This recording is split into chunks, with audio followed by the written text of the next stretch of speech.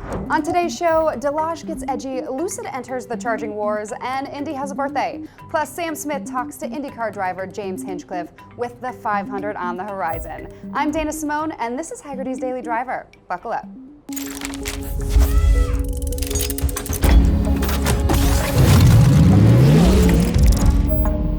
Delage was a French company known for making luxurious cars with stunning shapes.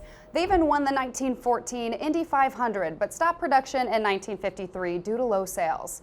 Well, Delage is back, and their new car is a showstopper. This is the Delage D12, a single-seat hypercar that looks like nothing else you'll see on the street. Autoblog reports that two versions will be sold, the GT and the Club. Both cars will be powered by a naturally aspirated 7.6-liter V12 with 990 horsepower, which they developed themselves. It will also have a 20-horsepower electric motor, mostly for reversing. Power is sent to the rear wheels by an 8-speed single-clutch automated manual, and the GT is the heavier of the two, weighing about 3,100 pounds. But it has a top speed of 233 miles per hour. So yeah, it will do. What do you think about the single-seat street cars? Let us know in the comments. So last week, Lucid Motors demonstrated a range that made other EVs nervous. Well, this week, it's their chargers doing the talking. Lucid Air now says that their cars will be the fastest charging EVs available. The 900-volt charging architecture can add 20 miles of range to their car each minute. That's faster than I can put on pants. They're also partnering with Electrify America and offering free 350 kilowatt charging for 3 years. What a bargain! And their home chargers are pretty slick too. They have bi-directional charging capability, which means, I don't know. Just kidding, I do know. It means not only can you charge your Lucid Air at home, but if the power goes out, you can use your Lucid Air to power your home. Bi-directional, guys. And of course, if the power is out for too long, you'll just have a dead car battery and a fridge full of spoiled food. But I guess that's why there's always delivery. And this Sunday will be the 111th Indy 500. It's the oldest continually operating racetrack in the United States and the third oldest permanent racetrack in the world. The Indianapolis Motor Speedway was a big step for auto racing. Before it was built, auto races were held on dirt roads and horse tracks, which those were bumpy and dangerous.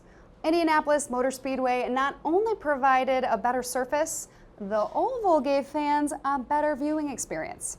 Over the decades, cars and the track has changed quite a lot.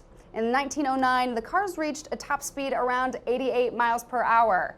This year, Marco Andretti qualified a 4-lap average of over 230 miles per hour. Whew, that is fast. But if you'd like to learn more about this iconic race, our very own Sam Smith got to talk with Andretti Autosports driver James Hinchcliffe, and he was the 6th fastest in the qualifying, so he's definitely someone to watch. That's coming up after the break, but first... Well, I am a corporate executive. He stops exciting things from happening. So what you doing? Well, Muffy, Buffy, Biff Jr. and I are going on our Sunday drive. Oh, no, you're not. You're gonna play pole position! On Sunday, the green flag will drop on the 104th Indy 500, one of the oldest automobile races and definitely one of the fastest in the world. Today, I have the jealous pleasure of speaking with a man who gets to drive in it, James Hinchcliffe. Hello, So, hello. James, you're in the middle of the run-up to this thing. What's it like? You spend a lot of time in the car, but also a lot of time out of the car, a lot of time doing media.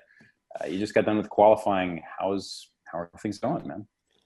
You know what? It's like everything else 2020, very different. Normally once you get through qualifying weekend, we're not on track again until Friday for Carb Day. And that week in between is filled with, like you say, media, PR things, sponsored commitments. There's a lot of pomp and circumstance and pageantry that surrounds the Indy 500, a lot of traditional events. They're all gone. Sam, it's been one of the weirdest things to experience, honestly. I mean, I feel a little bit for the rookies in the field that are experiencing this as their first Indy 500, because it is such a fraction of the experience that you normally get at this event. And, that's the sad part. The good part is the on track is the same, and it's still going to be, the greatest spectacle in racing. But it's definitely got a bit of a different feel, a little more, dare I say, laid back. It's definitely less stressful without all the added commitments. But no, you get through qualifying and now you're very much already, spending all your free time, which we have more of, worrying about, every lap of the race coming up. David Hobbs once said that, you go to that place, you pound around for the entire month of May, and you don't quite get the magic until everybody's in the stands, right? Until turn one becomes a tunnel, until, you can feel the crowd. What's it like running there when there's literally nobody there? How does it feel? Well, so the practice days are often, not empty. You could put 20, 30,000 people in that place and you'd barely notice anyone was there, right? It's that big of a facility. So on your practice days, when you have a couple of thousand or 10 or so, whatever it is, you get that feeling a little bit, right? But then as the week progresses, more and more people show up, and there's more people on Fast Friday, and then there's more on qualifying day, and there's more on bump day. And then you get through the week of PRs, and there's more on carb day. And then obviously, full house on Sunday for the race. So the week started off just a little weird because there's nobody here, but I guess there's not usually a lot of people here at this point. But the first moment, we've noticed it, and, just back and forth through Gasoline Alley, going to the pits, not seeing any fans. But the one moment that really has captured me so far and stood out as a huge difference is when you pull onto the track for your qualifying run on Saturday, right? You're stationed there at the end of pit lane. You don't do the acceleration lane. You pull straight up onto the track at the end of pit wall there.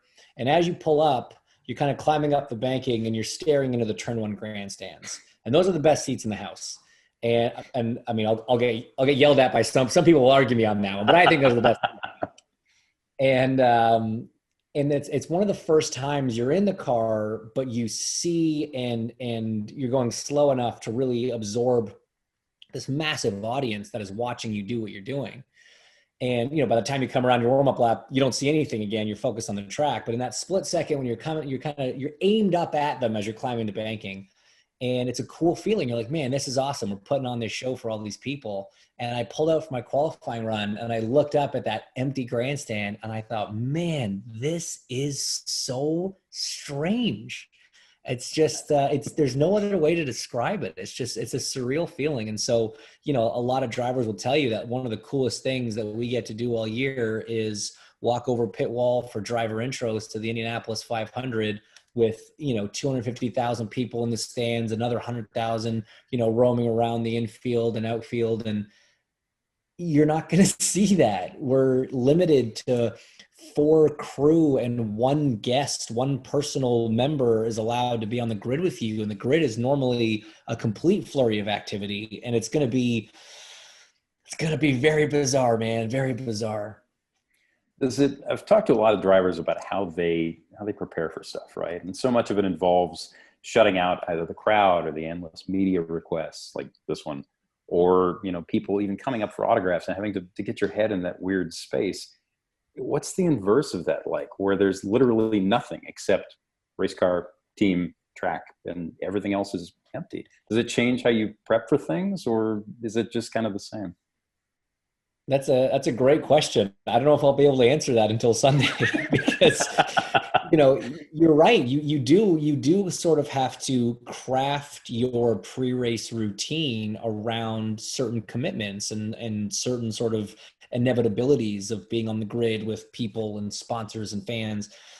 And not having that is going to be a bit different. We've had a little bit of experience with it. Obviously when I ran in Texas, there were no fans there and the grid was bare. It was 4 crew members. You don't have your full crew there. They line up for the anthem. It's just 5 guys instead of 10 guys, and same thing for the Indy GP. So I don't know if it's going to be weird almost having like almost too much time on your hands. Like maybe some of those distractions are nice. I apologize for the dog in the background. Yeah, sorry. So yeah, it's going to be interesting to see if having that, extra time maybe screws some guys up and you have too much time to think about it. And, you don't necessarily get in the right headspace, but, yeah, I'm not sure. I haven't really thought far enough ahead to know if I'm going to change my routine at all or just try to make it feel as normal as possible. Well, I mean, there's so many other things changing this year, right? You know, you're with a different group of guys. You're with Andretti now. The cars have the aero screens on them. I mean, how when you think about how you adapt your process, I know the team plays a big difference in how you work, and the car obviously plays a big difference. But how do you go about reframing yourself for something like that? You know, you're talking about not knowing what race day is going to be like. How do you reprogram your head for changes that are fundamental to how you do your job? You know, I think you kind of have to approach it like when in your junior years you graduate to a new series, right? And when you graduate up from 2-liter to USF or USF 2000, Indy Pro 2000 to Indy Lights, like every time you make a jump, everything is new. And so when you're young, you do have this experience of getting thrown into these new environments and still having to perform right away and adjust yourself accordingly. And it's in a it is sorry, excited No dogs in the worries. house. And it's almost like a different take on learning a new track. You know, you get to a new track and you know fundamentally where it goes, but you have to do all your learning in that sort of first 5 laps of practice. So you come into this event, it's a new team, it's a new components on the car, a new way of doing things, just being 2020. And I fundamentally know what the Indy 500's like and what driving with Andretti's like, but there are little things you kind of have to learn on the fly. And it's just kind of keeping your mind open. And it is a very different work environment than what I've been used to the last few years. But the good news is it's very similar to how it was when I was there back in 2014. And Right. so it's kind of an easier way of sort of sliding back into that. So you mentioned the wind, and the place feels different with the aero screen. You know, Indy's famous for the winds between the grandstands for even changing when a crowd's in it. How does the aero screen impact that? Or how is it impacted through that, right? So the kind of simple version is by adding the aero screen, we've just added so much surface area to the car from a profile standpoint, even from a head-on standpoint, from almost every angle. There's just more car for the wind to hit. And these cars were already super sensitive to wind. And we've just essentially put from a profile standpoint, we just put a giant billboard on the car, and it's just a wind catcher.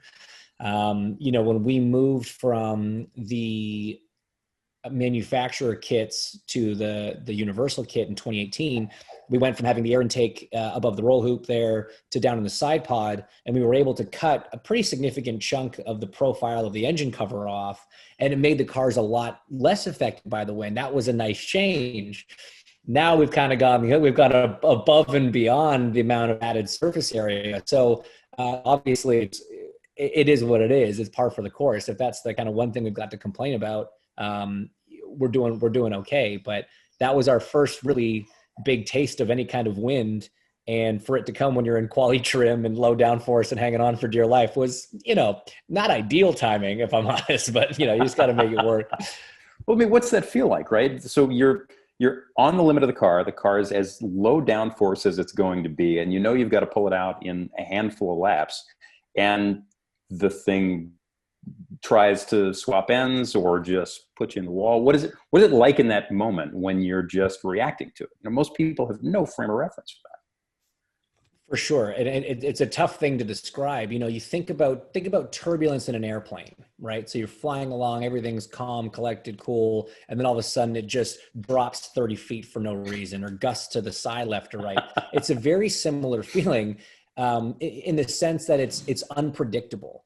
And that's what makes the wind really challenging. And it changes the car's characteristics from corner to corner much more dramatically than if the air was just calm. And that's always been the case in Indy cars. When you have big wings generating a bunch of downforce, they are so reliant on they're designed with a consistent airflow in mind.